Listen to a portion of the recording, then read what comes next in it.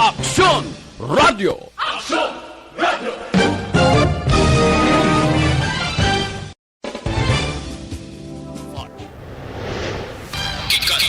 Gikan sa News Center sa Aksyon Radio. Aksyon Radio.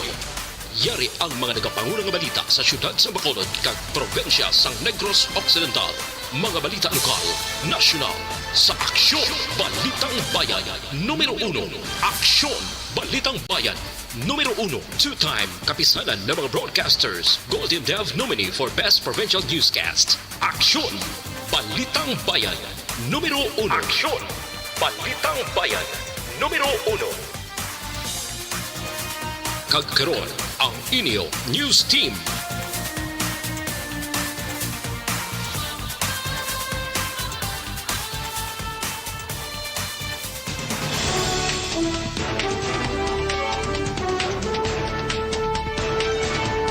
Sa ato nagapanguna nga mga pangulong dinalan sa mga balita lokal, siyudad sa Bacolod liwat nga nagabaton sa mga LSI. Motor rider nga nagabitbit sang binastos nga placard sa banwa sang Don Salvador Benedicto ginapangita sang kapulisan. Sa mga balita nasyonal, bago nga variant sang COVID-19, dako ang posibilidad nga nakasulod na sa pungsod suno sa Octa Research. Philippine Red Cross nagpaandam sa posible liwat nga pagpauntat sang COVID-19 testing. Maayong aga Bacolod, may aga bilugabahin sang Western Visayas. Karangadlaw Martes, Enero 5, 2021. Ang inyong news team, Aksyon Dorel Cabal. Kag-Action Boy Duran, ang mga balita lokal pagkatapos lamang sini.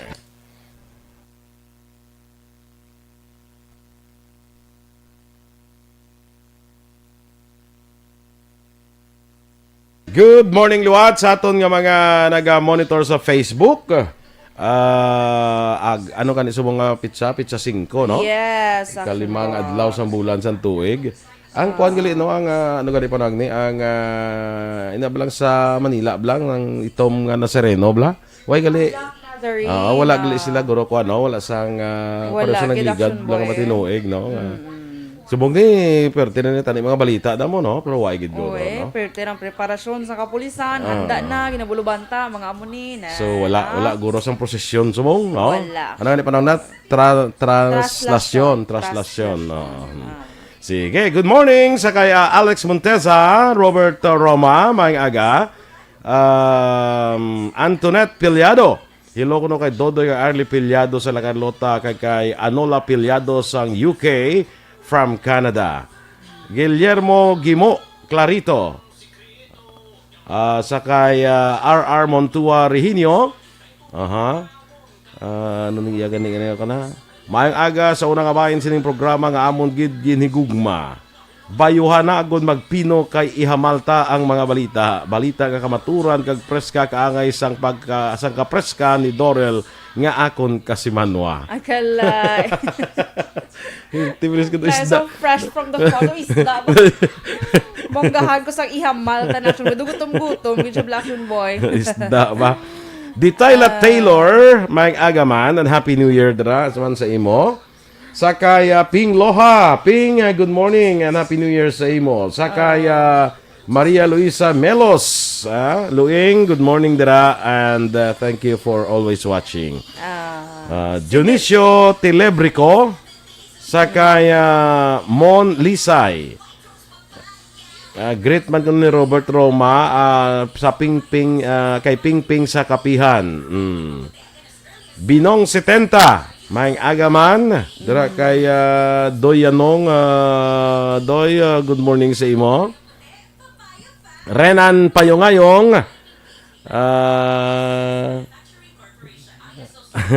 do kasaw ako no kay si mo kuno ko naka uniform nga haw. Sino hambal? Si RR. Ba, hindi ang ngayon. Dito Mas ka. kamian ko kaya nga naka-uniform ta Black Boy. Nalipay ko ba lang nagbalik na ta uniform. Hindi ka na maglibog. Untat na ko pamakal pamayo. Hindi ka na maglibog sa suksukon mo kada adlaw. Yes. Tido ka, I'm so happy. Okay lang yan sa amon niya kasi pwede lang kami kasulit-sulit yan mo. Ako ka sulit-sulit man Judelia Sarmiento Puig Lazaro, good morning man.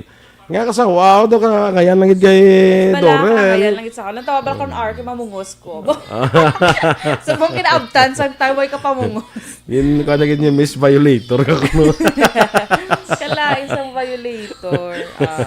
Erwin Gonzalez, dira sa may barangay Maaw, may agaman. Ryan Mendoza, watching from Laguna. O sige, Action Doors. Hindi mo follow, Ryan Mendoza.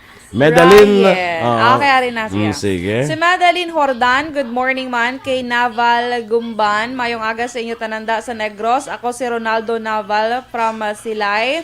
Ginatamyo ako mga pamilya ko Gumbanda. Kay Enerdla. Ginsuli iya yung ngalan. Aldrina. Good morning.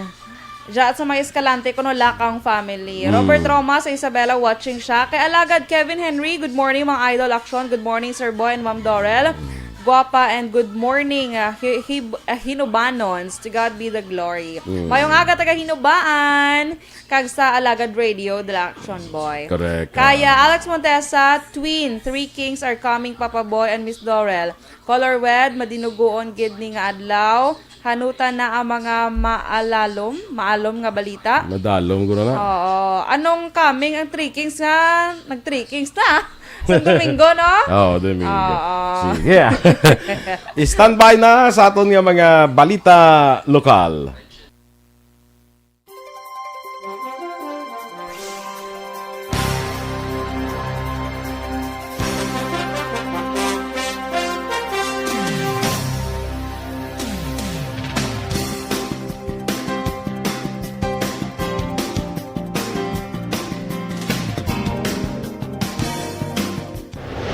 Aksyon! Balitang Bayan, numero 1.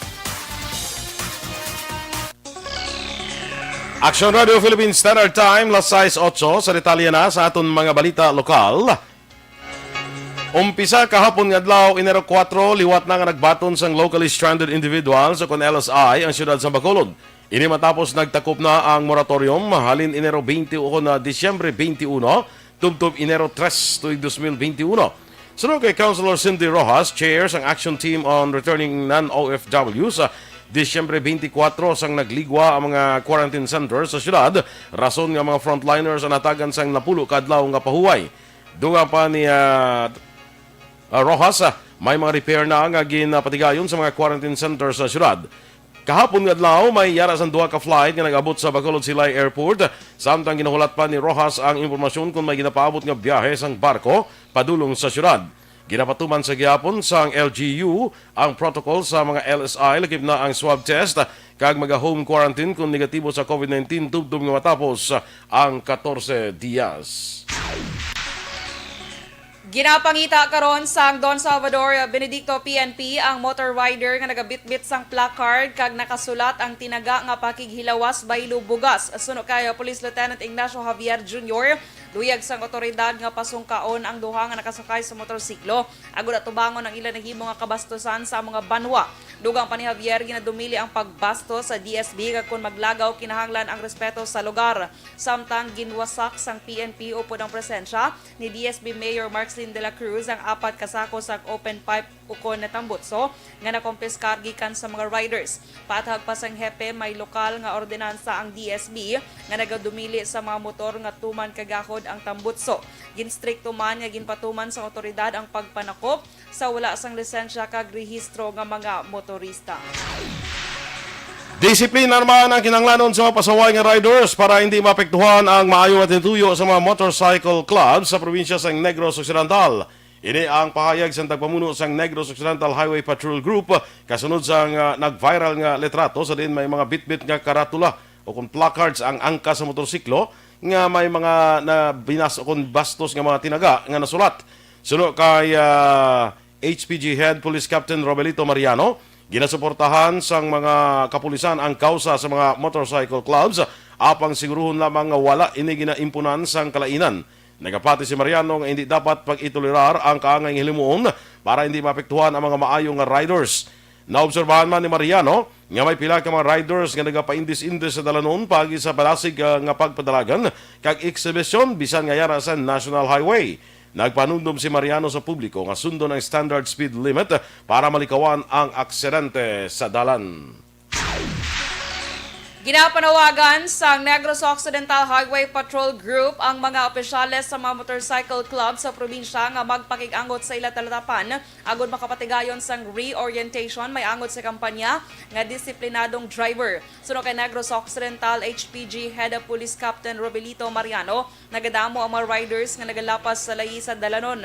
Nagalaom si Mariano nga sa liwat pag-edukar sa mga riders mahimo malikawan ang kaangay sa natabo sa banwa sang Don Salvador Benedicto. Magapatigay naman sang tayuyon nga one-time, big-time o plan lambat bitag sa sakyan ang Negros Occidental Highway Patrol Group sa adlaw sang Sabado kag Domingo sa mga lugar nga masami ginapadulungan sa mga motorcycle clubs sa probinsya. Sa ibang baraton nga balita lokal, naga-duty sa gihapon ang pulis nga nadestino sa Silay PNP nga ginreklamo sa tupad balay nga nagpalupok sa armas luthang sa tong Disyembre 31 sa pagsaulog sa bagong tuig. Sunod kay Nokpo Deputy Spokesperson Police Lieutenant Abigail Donasco, hindi pwede nga disarmahan o kung anuman nga penalidad ay patuman sa pulis bangod wala pa man sang ebidensya nga ipresentar. Dunga pa ni Donasco sa piyak nga nag-duty ini, apang padayon ang investigasyon para agud magwa ang kamaturan sa among aligasyon. Una diri, ginpa-blatter ni Arlene Torres si Police Sergeant Renzi Lambayong nga nagpalupok ini sa 2 ka beses sa Pueblo San Antonio, Barangay Zone A sa siyudad Santa Lisay. Sa investigasyon ni Police Major Jigger Jimeno, ang hepe Santa Lisay PNP, may daan nga away sa Santay Torres kag Lamabayong. Nebaluan kung mapamatud-an nga nagapalupok ang pulis sa sining nga matinion, mahimo ini nga makakas sa serbisyo. Ginanunsyo sa Department of Health Region 6 ang 32 kabagong kaso ng COVID-19 sa Western Visayas nga nagdala sa kabilogan nga 21,726. Ang aklan amo nanguna sa may madamo nga bagong kaso nga may 14, ginasundan sa probinsya sa Iloilo nga may 10, Negros Occidental 6, Iloilo City kag Capiz nga may tig-1. Samtang 41 ang bagong recoveries nga nagdala sa kabilogan nga 20,277 kag duha ang bagong nga nagkalamatay nga nagdala sa kabilogan nga 655. Ang Western Visayas mayara sa karon sa 778 ka aktibo nga kaso sa COVID-19. Patay man ang isa ka lalaki matapos na kuryente dira sa JS Building na hamdan sa dalan na Galo Lacson, Barangay 9, Siyudad sa Bacolod kahapon sang aga. Ang napatay ang ikilala kay Saner Perez, 41 anyos, residente sa Purok Gonzaga, Barangay 28, Siyudad sa Bacolod. Sa interview sa Action Radio Bacolod kay Ernie Perez, ang amay sa biktima, dungan sila nga nagapaninlo siya bata nga si Saner sa nasambit nga building. Sang aksidente sini nga natandugan ang isa ka live wire. Naglawig sa malapit 15 minutos antes nakuha ang ining biktima sa building. Giningagaw pa ini nga madala sa Corazon Locsin Montelibano Memorial Regional Hospital apang gindeklarar nga dead on arrival. Napasaka na sa Police Station 8 Women and Children's Protection Desk ikon WCPD ang kaso nga rape batok sa 31 anyos nga tiyo nga naghimulos sang anong katuig niya nga hinablos. Sunod ka Police Captain Junbay Batadlan ang hepe sa Police Station 8 positibo sa sexual abuse ang biktima matapos nagwa ang resulta halin sa City Health Office kung CHO. Sunod kay Batadlan nakita sa examination sa CHO nga gintuslok pa sang barbecue stick ang kinatawos sang biktima. Disyembre 13 sang aga sang matabo ang paghimulos sa biktima sa diin ginatagan sang suspect sang 50 pesos ang biktima agud pag-upod sa iya. Disyembre 26 sang ginreport sang Iloy ang mga insidente kag Enero 2 sang magwa ang resulta nga positibo ini sa sexual abuse ang biktima. Dugang panibatadlan hindi nila maaresto ang suspect bago natapos na sa oras ang manhunt o kung natapos na ang oras ng manhunt operation. Arestado naman ang 2 sa 3 ka mga persona nga ginaligar nagkawat sa motorsiklo sa isa ka PDEA agent sa tong Enero 3 ang aga sa Buri Road, Barangay Mandalagan, Siyudad sa Bacolod. Ang motorsiklo nga Honda XRM 125 ginapanagyahan ni Jesse Boy Orbino, 33 anyos, sa isa ka PDEA agent. Nakuha ang motorsiklo kanatakpan ng 2 ka mga suspetsado sa sitio Panaan, Purok Abaca, Barangay Mailom, Siyudad Sambago, sa Domingo sang hapon. Ang suspetsado ginkilala nga sanday Giancarlo Conde, 21 anyos, ang Purok Langis, Barangay Banago, kag Angel Kapunong, 20 anyos, pumuluyo sa Purok Star Apple, Barangay 27, Siyudad sa Bacolod. Nakapalagyo naman ang intilala kay Benji Lucenio, pumuloy sa Sampurog Boulevard, Barangay 16, Ciudad Man, Bacolod. Sunod kay Police Captain Richard Pajarito, ang hepe sa Police Station 3, imbolbado sa kaso sa snatching si Conde, samtang si Lucenio kamakapdaran niya ang imbolbado naman sa robbery hold-up kag akyat bahay. Dugang pa ni Pajarito, kaso nga carnapping ay pasakan na bato kay Lucenio Conde kag kapuno nga yara karon sa custodial facility sa Police Station 3. Action Radio Philippines Standard Time, las 6:16. Kag sa atin. Do not just throw away questions and statements. Kasma ng aton siling nga Facebook page pagiya sa Action Radio. Ladies and gentlemen, this is Action Radio Bacolod. Action Radio Bacolod number 1.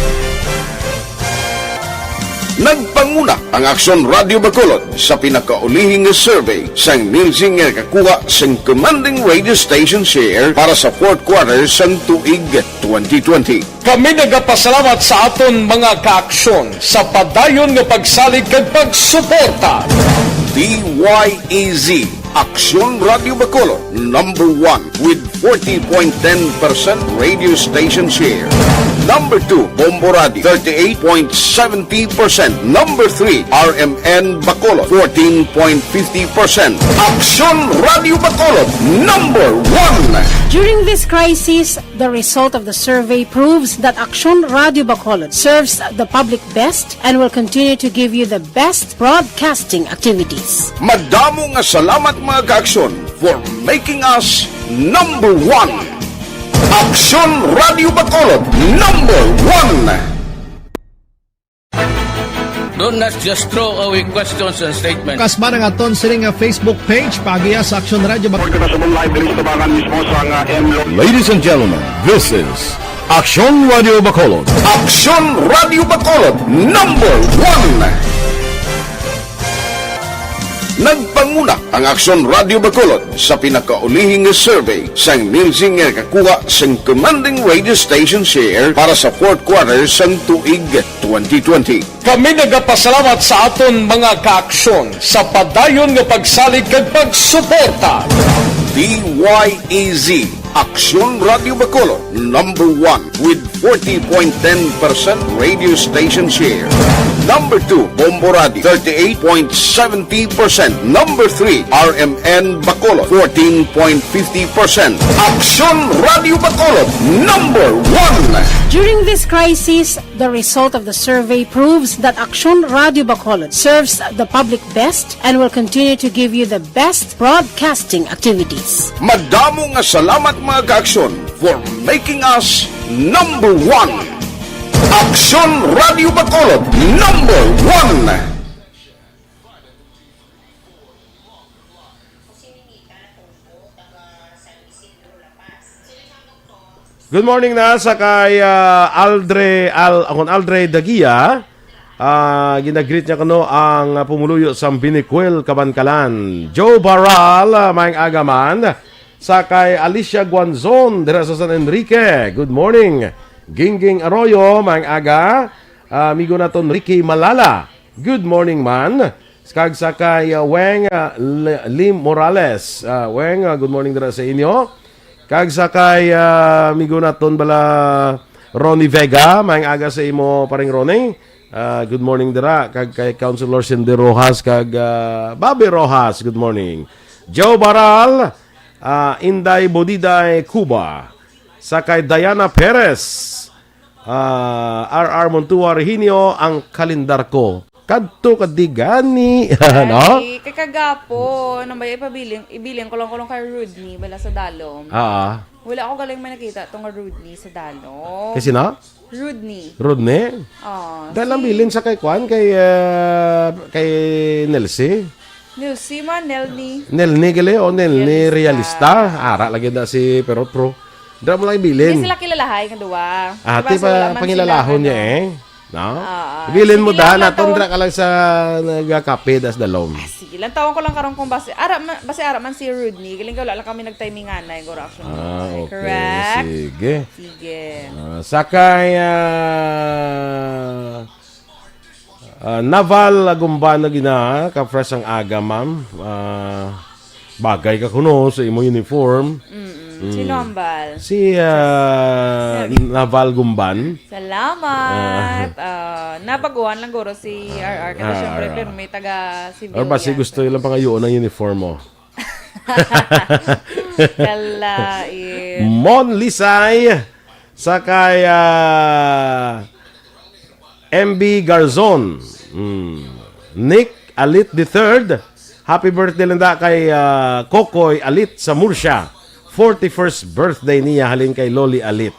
Kokoy, happy birthday si mo sige. Ikaw na Action ba? Boy, good morning. Manggali kay Tuven Giswela. Nagapamati siya dra sa may Sagay, Action Boy. Nice ko na aton uniform, Diba? Namiyan sila sa aton uniform, Action Boy.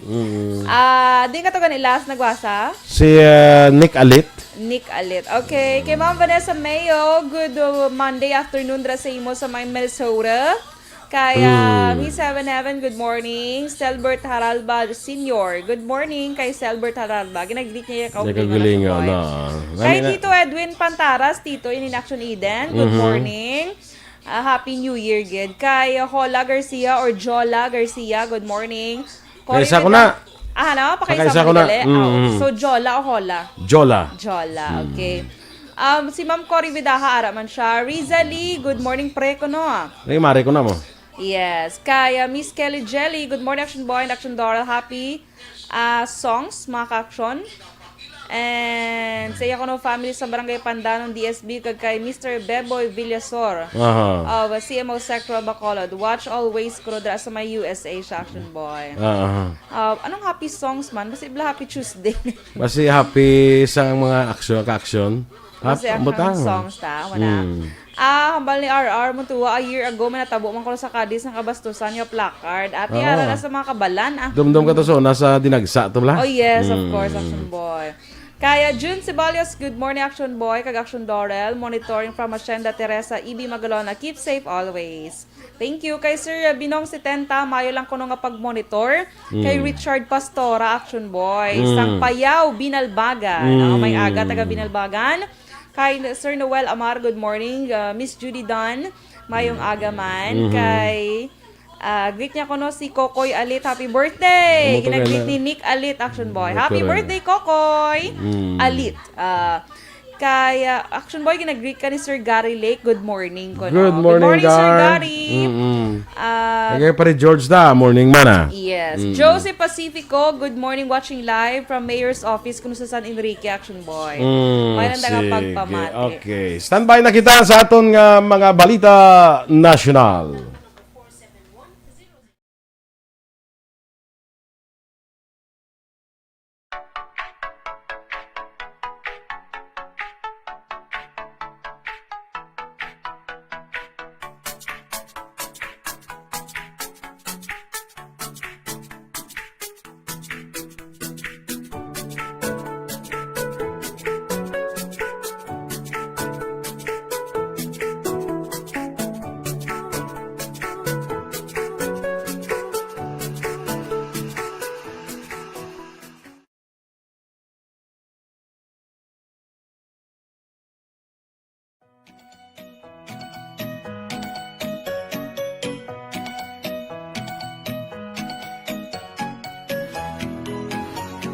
Balitang Bayan, numero 1. Action Radio Philippines Standard Time, las 6:24. Detalye na sa aton mga balita nasyonal.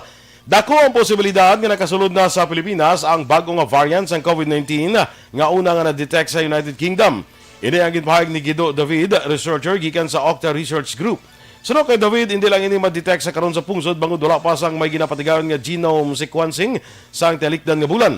Gilalan daw sini nga posible ang UK variant ang rason sa pagsaka sa COVID-19 sa National Capital Region sa naligad nga Disyembre. Apang ginklaro ni David, wala pa ini sang kasiguraduhan tubtob nga magwa ang resulta sa genome sequencing. Sunod sa mga eksperto, ang bagong variant sa COVID-19 ang madasig nga maglapta kag ining kabangdanan sa pagpatuman sa pila ka mapungsod sang travel ban sa mga pasahero gikan sa UK. Sunod naman sa DOH, subong nga semana may baluan na kung may nakasulod ng bagong variant sang virus diri sa Pilipinas. Ginpahayag sa Department of Health nga kung matabo ang pagsaka sa kaso sa COVID-19 bagod sa holiday season, mahimo ini nga mabatsyagan pag-abot sa Enero 15, 2021. Sa laging handa public briefing, ginpahayag ni Duque nga sa karon nagapabilin nga manubo ang konfirmado nga kaso sa kada adlaw apang hindi pwede nga maghambal sang patapos. Dugang pa ni Duque nga sa Enero 15 pa may baluan kung ang ginapaabot nga pagsaka sa kaso ang matabo o kung hindi. Una ang ginpahayag ni Guido David sang Octar Research nga ang kadamuon sa ginapatigan nga test atong holiday ang nagnubo sa 40 tugtog 45%. Naglambot na sa 478,761 ang kabilugan nga kaso sa COVID-19 sa Pilipinas matapos ginanunsyo sa Department of Health ang 959 kabagong kaso. At syudad sa Quezon, amo nanguna sa may maramong nga bagong kaso nga may 73, Davao City nga may 70, Rizal nga may 58, Agusan del Sur nga may 44 kag Laguna nga may 41. 26 naman ang bagong recovers nga nagdala sa kabilugan nga 448,279 kag anom ang bagong napatay nga nagdala sa kabilugan nga 9,263 ang death toll. Ginpahayag sang Department of Health, DOH nga kinahanglan pa sang duga nga pagtuon sang saliva test para sa COVID-19.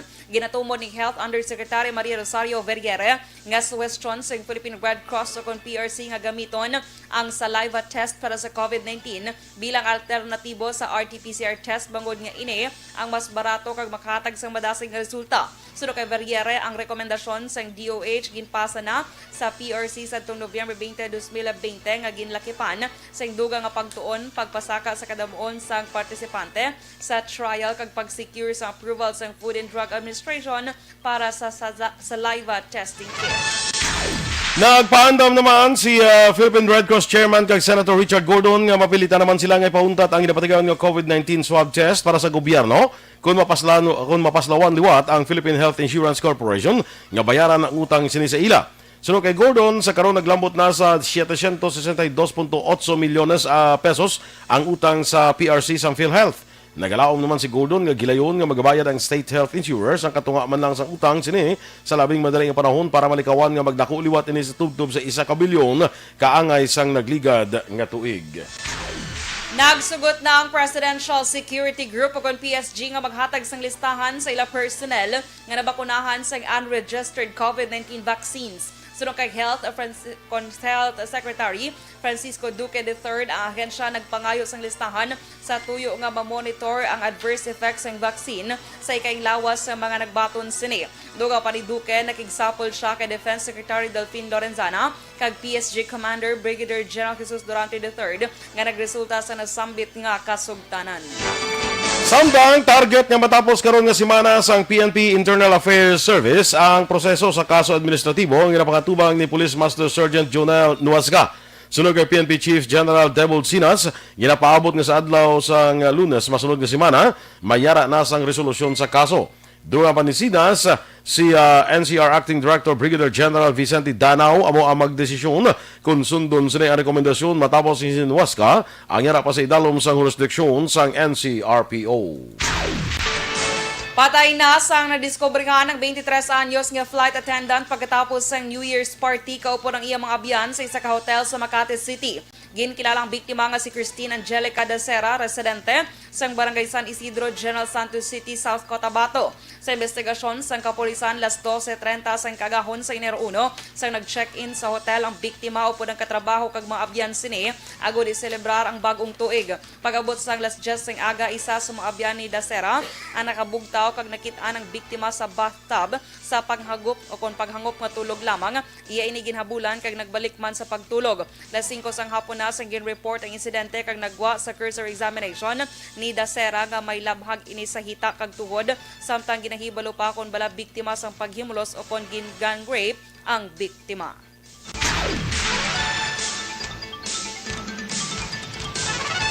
Ginkonfirma sa Philippine National Police nga yara na sila kustodiya ang 3 ka suspetsado sa paghimulos nga pagpatay sa 23 anyos nga flight attendant sa siyudad sa Makati.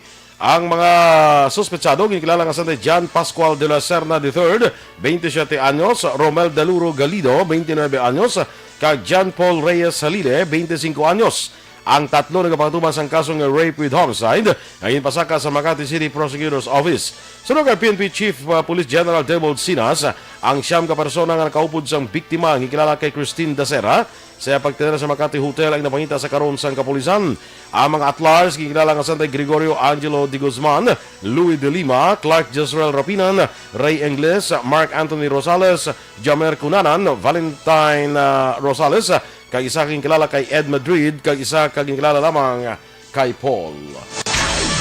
Action Radio Philippine Standard Time, las 6:31.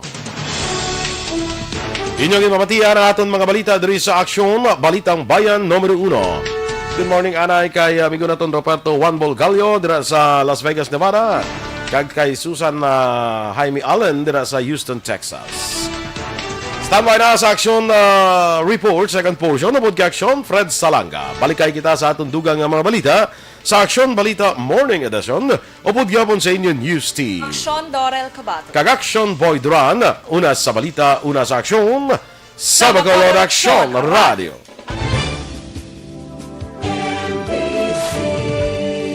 Manila Broadcasting Company. Sa balita, komentaryo, isyu, serbisyo publiko.